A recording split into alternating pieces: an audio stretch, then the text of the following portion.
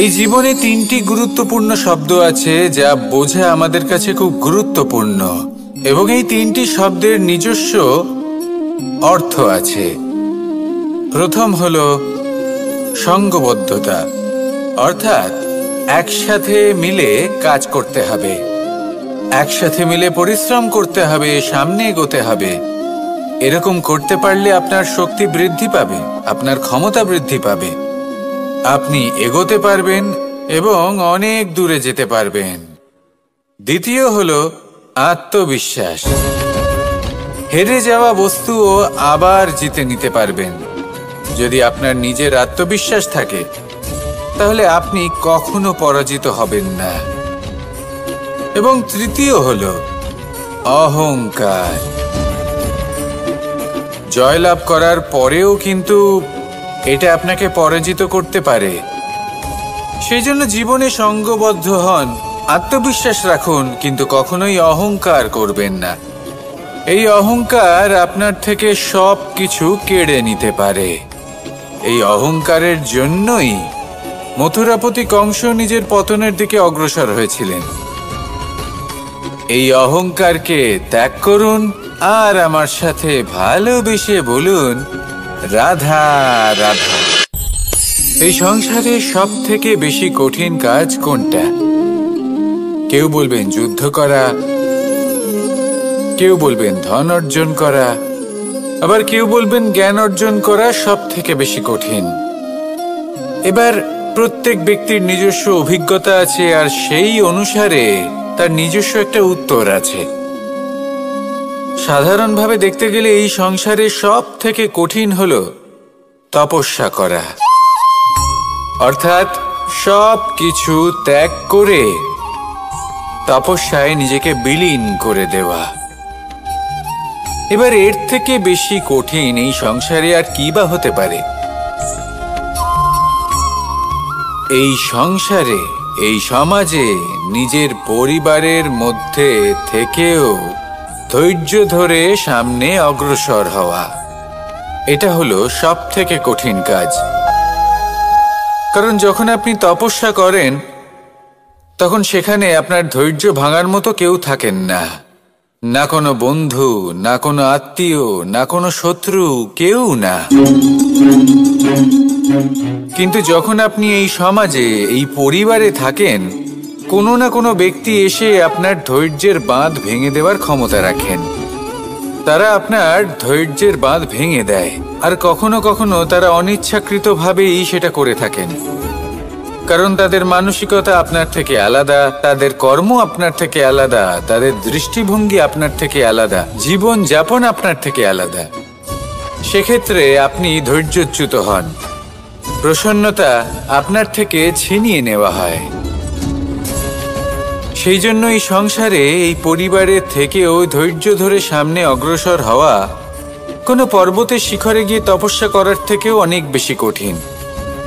আর যে ব্যক্তি এই সমাজেই, এই পরিবারে, সেই সকল মানুষের মধ্যে থেকে গিয়েও ধৈর্য ধরে অগ্রসর হতে থাকেন, যারা এই কাজটা শিখে নিতে পারেন, তারাই কিন্তু জীবনে আনন্দ লাভ করতে পারেন। এই ধৈর্যই শেষে আপনার জীবনে প্রসন্নতা বহন করে আনবে। তাই ধৈর্য ধরে জীবনের পথে অগ্রসর হন আর আমার সাথে ভালোবেসে বলুন, রাধা রাধা।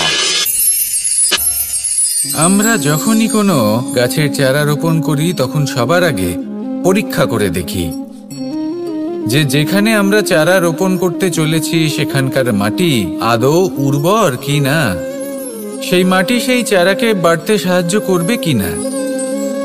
যখন একটা চারা রোপণের আগে আমরা এত কিছু ভাবতে পারি, তাহলে কাউকে বিশ্বাস করার আগে আমরা কেন ভাবি না?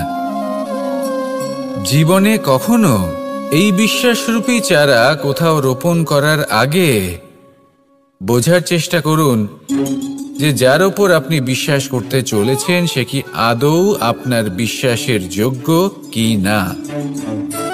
ভেবে দেখুন সেই ব্যক্তি ভবিষ্যতে গিয়ে আপনার বিশ্বাস ভাঙতে পারে কি না। এটাও ভেবে দেখুন যে যাকে আপনি বিশ্বাস করতে চলেছেন তাকে আপনি বিশ্বাস করলে নিজের জীবনের উদ্দেশ্যে আপনি অগ্রসর হতে পারবেন কি না। আর তার জন্য প্রয়োজন সঠিক সিদ্ধান্ত, পরখ করা, কোনটা উচিত কোনটা অনুচিত সেটা বোঝা। আর তাতে কিন্তু আপনি সন্দেহবাতিক হবেন না, তাতে আপনি আরো নিপুণ হয়ে উঠবেন। তাই যদি আপনি নিপুণ হয়ে উঠতে চান তাহলে বোঝার চেষ্টা করুন, পরখ করে দেখুন, কোনটা উচিত কোনটা অনুচিত বুঝুন। আর বিশ্বাস তখনই করুন যখন আপনি 100% নিশ্চিত হবেন যে সে বিশ্বাসের যোগ্য। আসুন আমার সাথে ভালোবেসে বলুন, রাধা রাধা। রাধা কখনো কখনো আমার জন্য বড়ই সুগন্ধি আতর নিয়ে আসে, পারিজাত ফুলের মালা নিয়ে আসে আমার প্রসাধন করবে বলে, এবং আমার সব থেকে বেশি প্রিয় মাখন নিজে হাতে বানিয়ে আনে আমাকে নিজে হাতে খাইয়ে দেবে বলে, সবকিছু আমাকে প্রসন্ন করবে বলে। কিন্তু আপনি কখনো ভেবেছেন যে এই আতর কিভাবে বানানো হয়? সহস্র ফুলের পাপড়ি একসাথে পিষে নিতে হয়, তারপরে তার থেকে যে রস নিঃসৃত হয় সেই রস দ্বারাই আতর তৈরি হয়। অনেক সংখ্যক ফুলকে অসীম যন্ত্রণা ভোগ করতে হয়, তবে তারা আমার প্রসাধন সামগ্রী হয়ে উঠতে পারে। দুধ থেকে মাখন তৈরি করার জন্য কতটা পরিমাণ মন্থন সহ্য করতে হয় সেটা আপনি জানেন। ঠিক সেই রকমই হলো আমাদের জীবনও। বিপদও আসে, কঠিন পরিস্থিতিও আসে, এর সম্মুখীন হতে শিখুন। মনে রাখবেন আপনি হলেন সেই দুধ যাকে মন্থন সহ্য করতে হবে মাখন হয়ে ওঠার জন্য। মনে রাখবেন আপনি হলেন সেই ফুলের মতন যাদের পিষ্ট হতে হবে সুগন্ধি আতর হয়ে ওঠার জন্য, যাকে এই সংসার পছন্দ করে। কখনো কখনো জীবনে আপনার সাথে খারাপ শুধুমাত্র এই কারণে ঘটে যাতে আপনার শ্রেষ্ঠ রূপ এই সংসারের সামনে আসতে পারে। শুধুমাত্র কঠিন পরিস্থিতি এবং বিপদকে একটা সুযোগ হিসেবে দেখার চেষ্টা করুন। আপনার জন্য এই সংসার বদলে যাবে, সংসারকে দেখার দৃষ্টিভঙ্গি পাল্টে যাবে, আপনার ভাগ্য পাল্টে যাবে, আর এই মন প্রসন্ন হয়ে বলবে, রাধা রাধা। পাশা নামক এই খেলাটি আপনারা নিশ্চয়ই খেলেছেন, না খেলে থাকলে দেখেছেন, আর যদি দেখেও না থাকেন তাহলে নিশ্চিত রূপে শুনেছেন। মহাভারতের এই মহাযুদ্ধ কোথাও না কোথাও এই পাশা নামক খেলার কারণে হয়েছিল। পাশার এই বিচিত্র খেলা, দান, এইসবের কারণে কেউ নিজের মাথায় রাজ মুকুট পরিধান করেছিলেন, আবার সেখানে পরাজিত হওয়ার জন্য কাউকে বনবাসও ভোগ করতে হয়েছিল। কিন্তু এই খেলা সমাপ্ত হওয়ার পরে সমস্ত ঘুঁটি আর এই পাশার ছক একই পুটলিতে স্থান পেল। এটাই হলো আমাদের জীবন। এই সংসারে আমরা জয় পরাজয়ের বিষয়ে এতটাই ভাবি, এত চিন্তা করি যে এই জীবনের খেলার আনন্দটাই উপভোগ করতে পারি না। আর অবশেষে কি হয়? কেউ জয়ী হন, কেউ পরাজিত হন, কিন্তু দুজনেই একই স্থানে পৌঁছে যান। প্রত্যেক ব্যক্তি মৃত্যুর পরে একটি নির্দিষ্ট স্থানেই পৌঁছতে বাধ্য, কিন্তু ততক্ষণ এই জীবন, এই খেলা, তার আনন্দ উপভোগ করুন। এই সংসারে সেই ব্যক্তি শ্রেষ্ঠ স্থানে পৌঁছতে পেরেছেন যিনি এই সংসারকে প্রকাশ প্রদান করেছেন, যিনি কখনো জয় পরাজয় এ বিষয়ে ভাবেননি, শুধু এই জীবনের খেলার আনন্দ উপভোগ করেছেন। এটাই আপনিও করুন, আর আমার সাথে ভালোবেসে বলুন, রাধা রাধা। প্রত্যেক মানুষ নিজের জীবনে দুঃখ অনুভব করেন। প্রত্যেকের দুঃখ আলাদা হতে পারে। কারোর মনে এই দুঃখ থাকে যে সে তার বাবা মায়ের সব ইচ্ছে পূরণ করতে পারেননি। কেউ এটা ভেবে দুঃখ পান যে সে চিরকাল সদাচার করেছেন, সৎকর্ম করেছেন, কিন্তু তাও তাকে দুরাচারী বলে মনে করা হয়। কেউ এটা ভেবেও দুঃখ পান যে তার সামনে যে ব্যক্তি রয়েছেন তার চোখে তিনি শত্রু হয়ে উঠেছেন বা দুষ্ট হয়ে উঠেছেন, যেখানে তিনি হয়তো কোনো অনুচিত কাজই করেননি। এবার এই সমস্ত বিষয় নিয়ে ভেবে নিজের ব্যক্তিত্ব নিয়ে সন্দেহ প্রকাশ করবেন না। যদি নিজের ব্যক্তিত্ব নিয়ে কোনো সন্দেহ থেকে থাকে, তাহলে কর্ম সংক্রান্ত প্রশ্ন করুন যে আপনি যা করেছেন তাতে কি উচিত ছিল, কি অনুচিত ছিল। যেটা প্রয়োজন সেটা এটা বোঝার যে আপনার অন্তর্মন, আপনার বিবেক আপনাকে কি বলছে, আর আপনার অন্তর্মন আর আপনার বিবেক আপনাকে যেটা করতে বলবে শুধু সেটাই করুন। আর তারপরে এই সংসার কি বলবে, কি ভাববে সেসব নিয়ে ভাবতে যাবেন না, কারণ এই সংসার তো ঈশ্বরকেও প্রশ্ন করে থাকে, ঈশ্বরকেও দোষী মনে করে। কখনো কখনো যখন কোনো ঘটনা মানুষের ইচ্ছা অনুযায়ী ঘটে না, তখন মানুষ এটা বলে যে হে ঈশ্বর, আপনি আমার পাশে থাকলেন না, আপনি বড়ই কঠোর, এটা আপনার দোষ।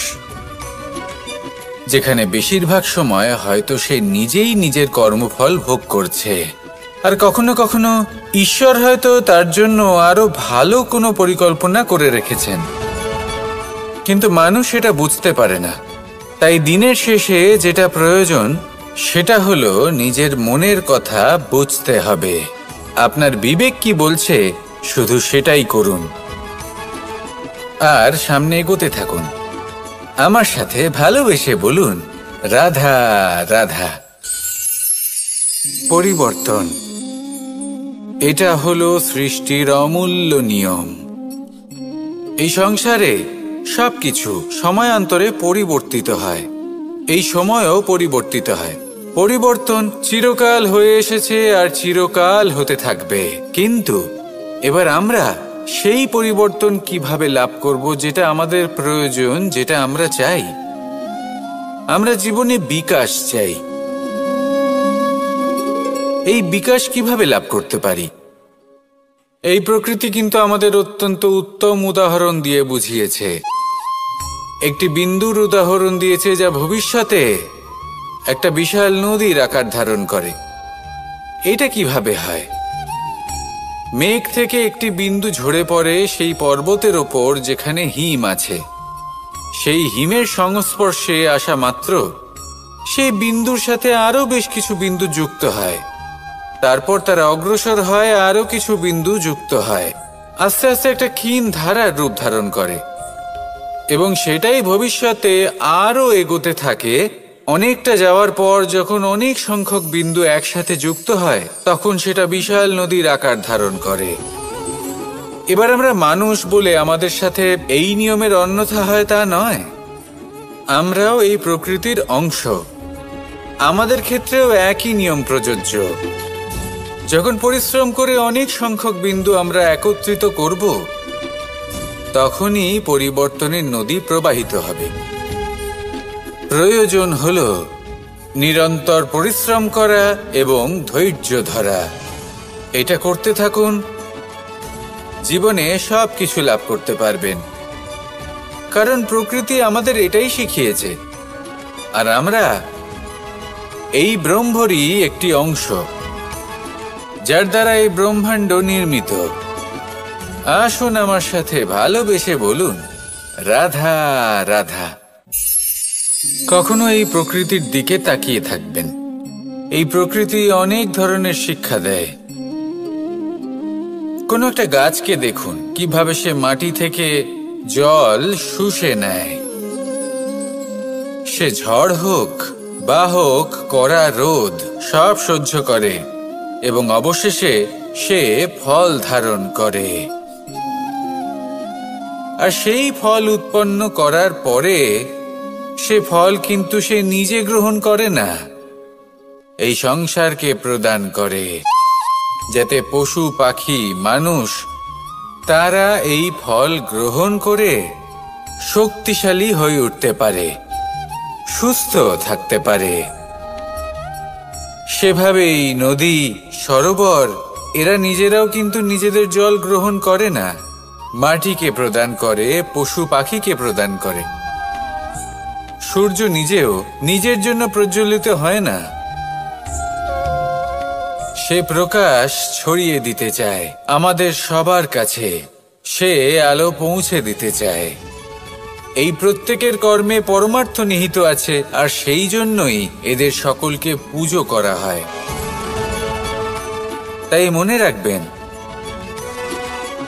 আপনার কাছে জীবন যাপনের অতিরিক্ত যা কিছুই আছে তা পরমার্থের জন্য। তাহলে তার সদ্ব্যবহার করুন আর আমার সাথে ভালোবেসে বলুন, রাধা রাধা। আমরা প্রত্যেকেই অবশ্যই এমন সময় দেখেছি যখন অনেকগুলো সমস্যা একসাথে আমাদের জীবনে এসে পড়ে।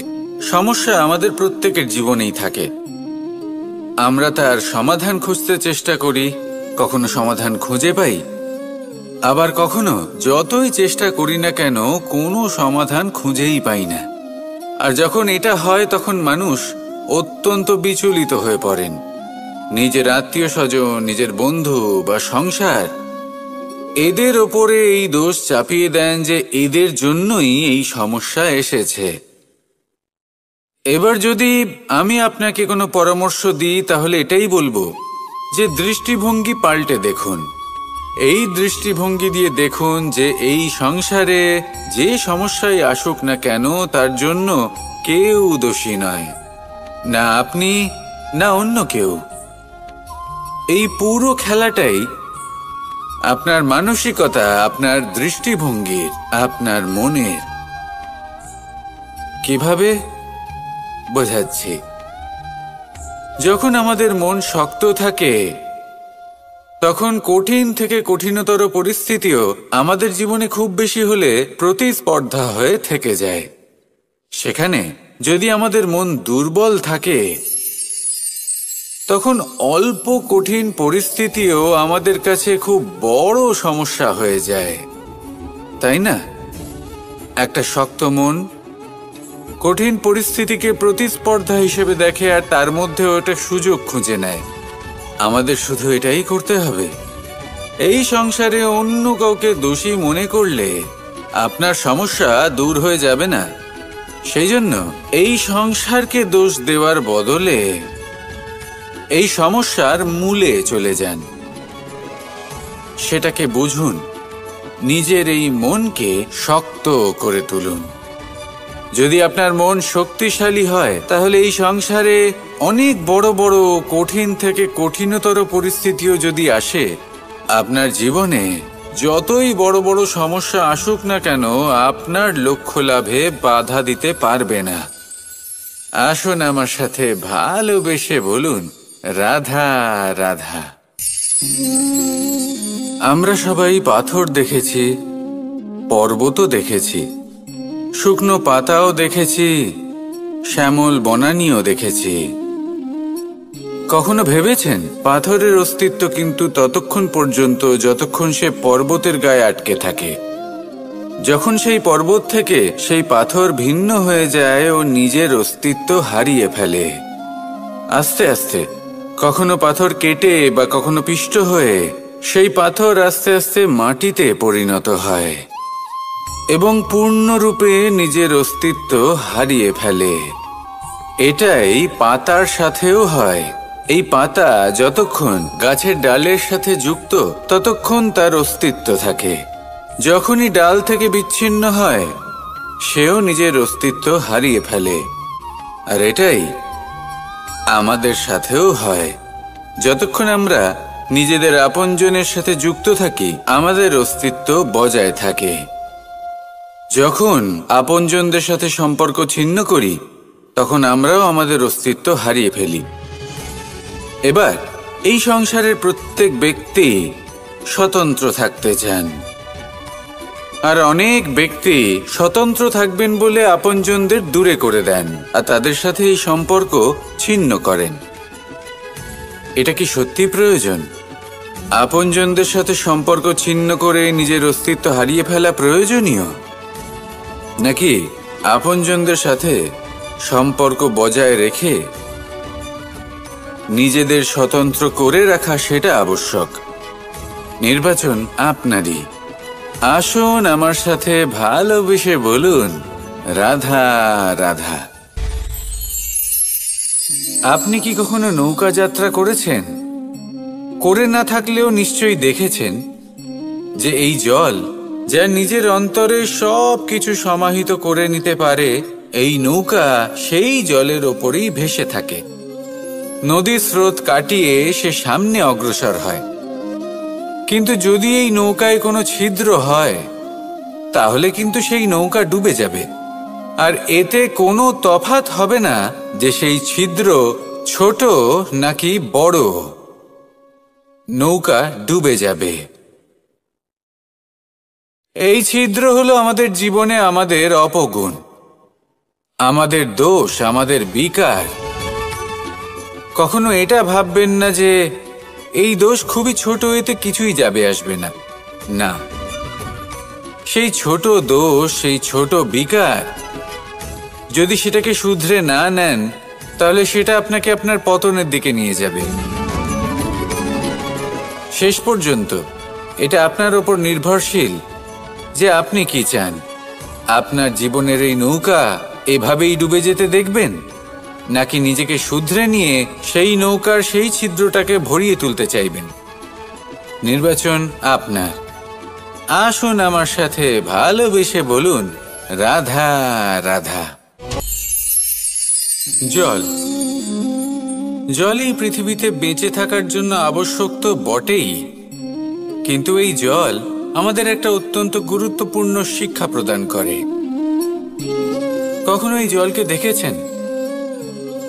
যে পরিস্থিতিতেই এই জল প্রবাহিত হোক না কেন, এর উপর যা কিছুই প্রভাব থাকুক না কেন, এর পথে যতই বাধা আসুক না কেন, তার মধ্যে থেকে ও নিজের পথ ঠিক বের করে নেয়, কিন্তু নিজের প্রবাহ থামতে দেয় না, ক্রমাগত অগ্রসর হতে থাকে। সেরকমই একটা শিক্ষা যেটা আমরা জল থেকে পেয়ে থাকি, তা হলো এটা: আমরা যখন জলের দিকে তাকাই তখন আমরা নিজের প্রতিবিম্ব দেখি, স্পষ্টভাবে দেখতে পাই। কিন্তু তখনই দেখতে পাই যখন এই জল শান্ত থাকে, স্থির থাকে। যদি এই জল অশান্ত হয়ে থাকে, স্থির না হয়, তাহলে আমরা এতে নিজের প্রতিবিম্ব দেখতে পাই না। এটাই আমাদের মনের সাথেও হয়ে থাকে। যখনই জীবনে কোনো সংকট আসে, যদি আমরা শান্ত মনে, স্থির মনে সিদ্ধান্ত নিই, তাহলে সেটা এমন একটা শীতল সিদ্ধান্ত হবে যেটা আমাদের ভবিষ্যৎকে একটা শ্রেষ্ঠ স্থানে নিয়ে যাবে। যদি এই মন অশান্ত হয়, বিচলিত হয়, পীড়িত হয়, দুঃখিত হয়ে থাকে, রুষ্ট হয়ে থাকে, তাহলে অনেক সময় আমরা এমন সিদ্ধান্ত নিই যেটা আমাদের জন্য অনুচিত প্রমাণিত হয়। যখন আপনি ক্রুদ্ধ ছিলেন বা দুঃখের বশে ছিলেন, তখন অনেক সময় হয়তো এমন সিদ্ধান্ত নিয়েছেন যেটার জন্য ভবিষ্যতে আপনি অনুশোচনা করেছেন। এবার দেখুন, এই আবেগগুলো থেকে আমরা পালাতে পারবো না, কিন্তু এই আবেগগুলো আপনার উপর কতটা প্রভাব ফেলবে সেটা আমরা অবশ্যই ঠিক করতে পারি। এই মনকে আমরা নিয়ন্ত্রণ করতে পারি। এটাই করুন, চিন্তা করুন, এই মনকে শান্ত রাখুন, স্থির হতে চেষ্টা করুন, আর তারপরে সিদ্ধান্ত নিন। আসুন আমার সাথে ভালোবেসে বলুন, রাধা রাধা। এই সংসারে ভৌতিক বস্তুরও নিয়তি আছে। যারাই এই সংসারে আসে বা উৎপন্ন হয়, তারা কিছুমাত্র সময় পর্যন্তই এখানে থাকতে পারে, আর তারপরে সেও লুপ্ত হয়ে যায়। অর্থাৎ সে নিজেও এই পঞ্চমহাভূতে সমাহিত হয়ে যায়। আমাদের সাথেও ঠিক এটাই হয়। সেই জন্যই ঈশ্বর দ্বারা প্রদত্ত এই উপহারের বিষয়ে ভাবুন, এই জীবনের বিষয়ে ভাবুন। ঠিক যেমন বিশ্বাস ভঙ্গ হলে কোনো ব্যক্তি আমাদের কাছে অপরিচিত হয়ে যান, ঠিক সেরকমই শেষ নিঃশ্বাস ত্যাগের পর এই শরীরও আমাদের কাছে পরই হয়ে যায়। তাই এই শরীর থাকাকালীন শ্রেষ্ঠভাবে একে সদ্ব্যবহার করুন, এই জীবনে শ্রেষ্ঠ কর্ম করুন। আর এই জীবনকে শ্রেষ্ঠভাবে যাপন করার জন্য কিছু কথা বোঝা প্রয়োজনীয়। যদি আপনি কারোর প্রশংসা করেন তাহলে পূর্ণ হৃদয় দিয়ে করুন। যদি আপনি হস্তক্ষেপ করে থাকেন তাহলে মস্তিষ্ক দ্বারা করুন। যদি আপনি সমীক্ষা করেন তাহলে বিবেক দ্বারা করুন। যদি আপনি ধন অর্জন করতে চান তাহলে নীতি অনুসারে চলুন। যদি জীবন যাপন করতে চান তাহলে রীতি মেনে করুন। আর যদি ঈশ্বরের ভজন করতে চান তাহলে ভক্তিভাব নিয়ে করুন।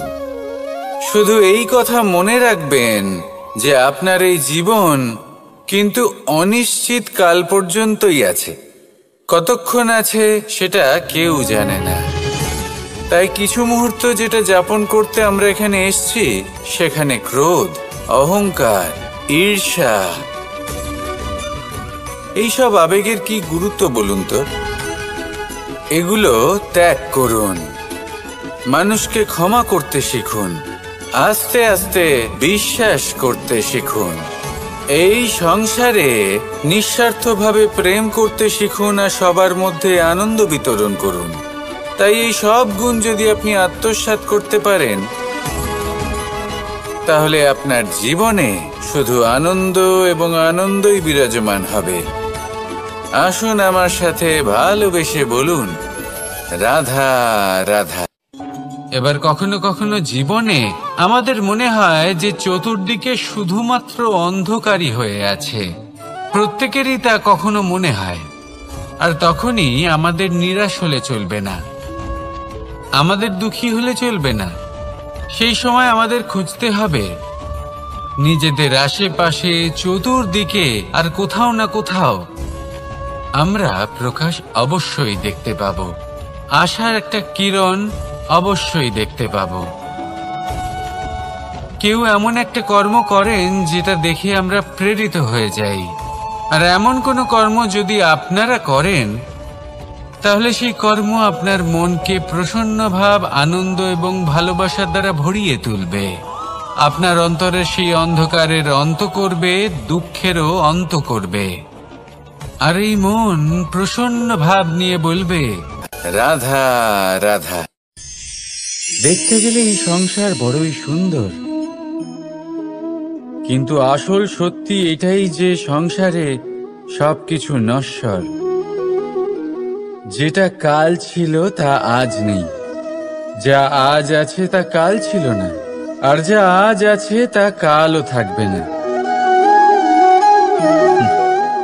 প্রত্যেক মানুষকেই যথাসময়ে কালের কাছে মাথা নত করতে হয়। এই রূপের বিনাশ করে বার্ধক্য, প্রাণের বিনাশ করে মৃত্যু, আলস্য, ঈর্ষা ধর্মের বিনাশ করে, আর ক্রোধ বিনাশ করে সম্পর্কের। কিন্তু এরকম একটা অনুভূতি আছে যা একাই সমস্ত গুণ বিনাশ করতে সক্ষম হয়, আর সেটা হলো অহংকার। তাই জ্ঞানকে নিজের কাছে আসতে দিন, কিন্তু অহংকারকে কখনোই নয়। কারণ যদি এই অহংকার আপনার কাছে চলে আসে তাহলে জীবনে যা কিছু আপনি অর্জন করেছেন, তা সে গুণ হোক বা হোক ধন, সে বন্ধু হোক বা হোক আনন্দ, সবকিছু শেষ হয়ে যাবে। রাধা রাধা। এই পাথর দেখতে পাচ্ছেন আপনি? কত গোল, কতটা চকচকে। বাচ্চাদের অনেক সময় এটা নিয়ে খেলতে ভালো লাগে, আর কেনই বা লাগবে না? কতটা সুন্দর আর মসৃণ এটা। কিন্তু আপনি কি কখনো ভেবে দেখেছেন এই পাথর আগে কি ছিল?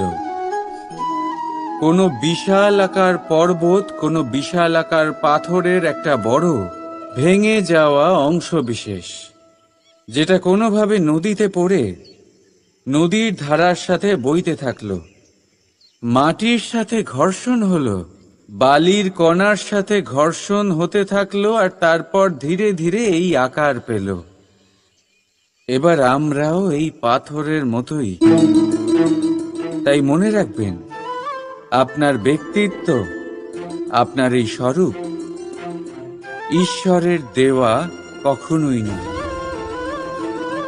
হ্যাঁ, প্রকৃতি অবশ্যই আপনাকে জন্ম দিয়েছেন, কিন্তু আপনি নিজে নিজের ব্যক্তিত্বের রচয়িতা, আর আপনি তা রচনা করেন কঠিন পরিস্থিতির মুখোমুখি হয়ে, সংকটের ধারা পার করে।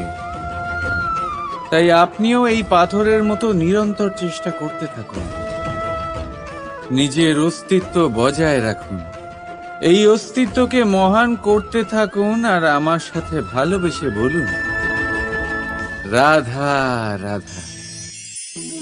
বর্ষাকালে যখন ভয়ানক বৃষ্টি হয়, তীব্র গতিতে যখন হাওয়া চলে, তখন আপনি নিশ্চয়ই দেখেছেন যে পাখিরা, যাদের বাসা মাঝে মাঝে ভেঙে পড়ে, নষ্ট হয়ে যায়, কিন্তু আপনি কি কখনো সেই পাখিদের বিলাপ করতে দেখেছেন? কখনো নয়। যখনই সেই বৃষ্টি থেমে যায়, তারা আবার একটু একটু করে খড়কুটো জোগাড় করে তাদের বাসা বানিয়ে ফেলে, নিজের সংসার সেই রকমই বানিয়ে দেয় যেমন আগে ছিল। এমন কেন? কারণ এই ঝড়ের তাণ্ডবের সাথে সেই পাখিদের কোনো বোঝাপড়া করারই নেই। তারা শুধু সেটাই করতে থাকে যেটা তাদের হাতে আছে, আর সেটাই হলো, আর এটাই হলো সুখী জীবনের মূল মন্ত্র। যেটা আপনার হাতে নেই, তা নিয়ে বিলাপ করে আপনার কোনো লাভ হবে না। মনোসংযোগ তাতেই করুন যা আপনার হাতে রয়েছে। যা বদলে গেছে তাকে আপনি আবার বদলাতে পারবেন না, কিন্তু যা আপনি বদলাতে পারবেন তাতে মনোসংযোগ করুন। এই জীবনে একটু ধনাত্মক হয়ে উঠুন, দেখবেন সব শুভ হবে। রাধা রাধা।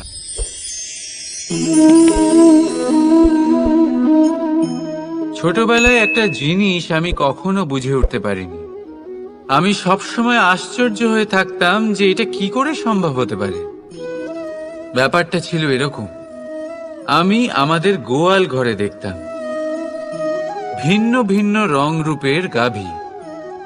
কারোর রং কালো তো কারোর রং সাদা, কেউ খয়েরি তো কারোর রং বাদামি। এবার আমি দেখতাম কারোর কারোর শিং বড় তো কারোর এত ছোট যে দেখাই যায় না। কোনো গাভী আকারে ছোট ছিল তো কেউ একটু বড়, কিন্তু যখন সেই সব গাভী দুধ দিত, তখন আমি দেখতাম সেই সব দুধ সমান, রং সমান, স্বাদ সমান, গুণও সমান, আর সমান পুষ্টিও। এবার আমি এটা বুঝতে পারতাম না। আমার দৃষ্টিতে তো সমস্ত গাভী আলাদা আলাদা ছিল। আমি ভাবলাম আমি মাকে জিজ্ঞেস করি। মাকে জিজ্ঞেস করলাম। মা আমাকে বললেন, কানাই, রং রূপ পাল্টালেও গাভীদের বাস্তবিকতা তো পাল্টায় না। গাভী তো গাভীই থাকবে।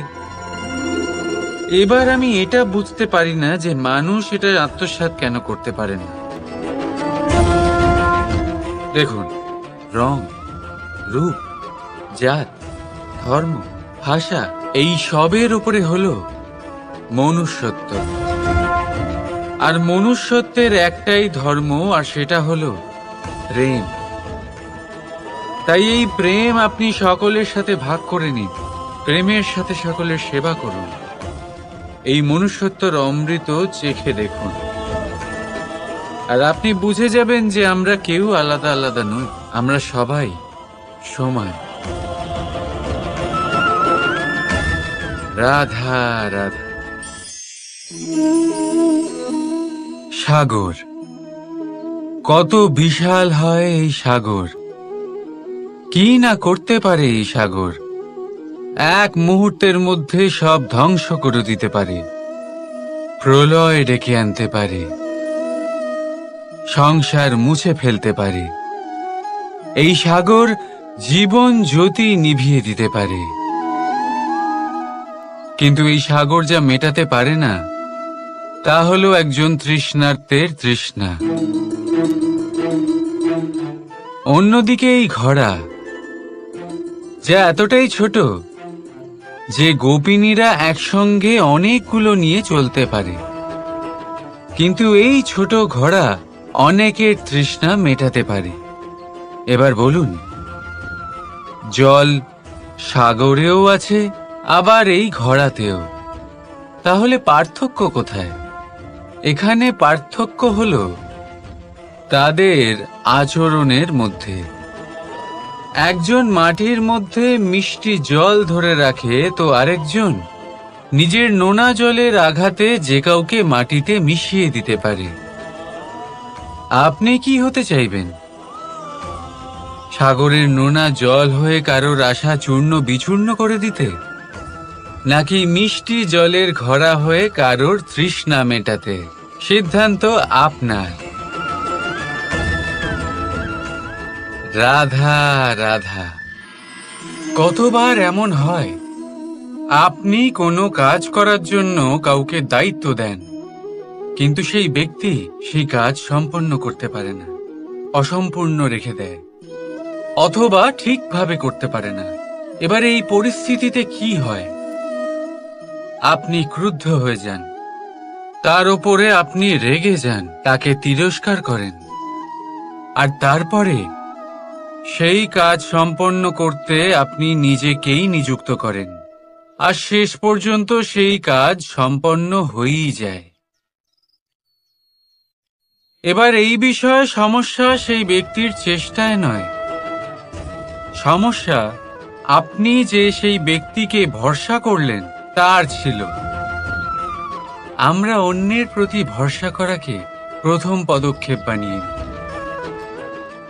আর নিজের উপরে বিশ্বাসকে শেষ সম্বল।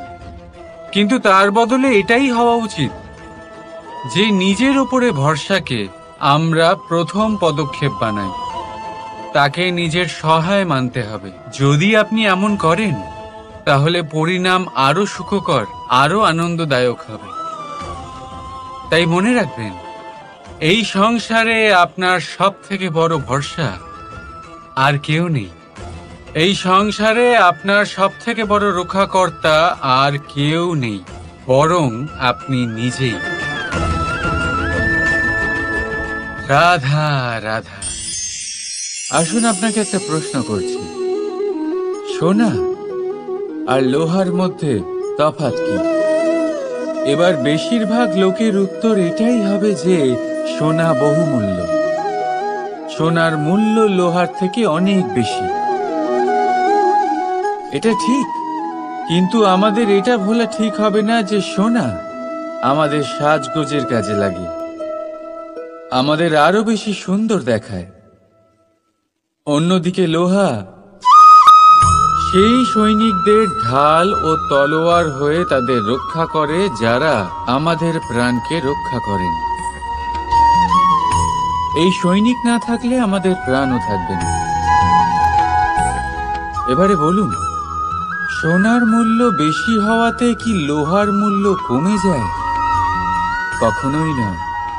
ঠিক সেইভাবে এই জীবনে আপনি যতই চেষ্টা করুন, কিছু না কিছু এমন থেকে যাবে যা আপনি কখনোই পাবেন না, আর সেই কারণে নিজেকে অক্ষম মনে করা অনুচিত। হতে পারে আপনার কাছে সেই গুণ আছে যেটা সংসারে আর কারোর কাছে নেই। সেই গুণটাকে চিনুন, সেটাকে বাড়ান, আর সেটাকে ব্যবহার করুন। তাই মনে রাখবেন, সংসারে প্রত্যেকটা ব্যক্তি বিশেষ হয়, আর এই সংসারে সবাই সবকিছু পায় না। নিজেই দেখে নিন, সোনাকে যে দোকানে সাজিয়ে রাখা হয় সেই দোকানের তালা লোহা দিয়ে তৈরি হয়। রাধা রাধা।